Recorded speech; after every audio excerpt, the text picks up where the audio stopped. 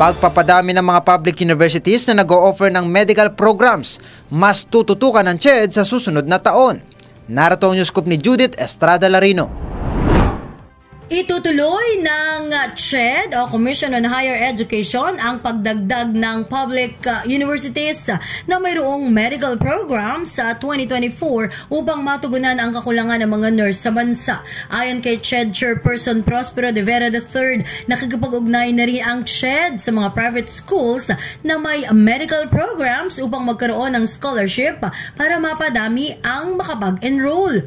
Sinabi ni Chairperson de Vera na kasunod naman ito ng utos ni Pangulong Ferdinand Bongbong Marcos Jr. na tutukan ang kakulangan ng nurse sa bansa. Samantala, isa rin sa tututukan ng CHED sa susunod na taon ang pagbibigay ng review class sa mga nursing graduates pero hindi pa nakakapasa sa board exam.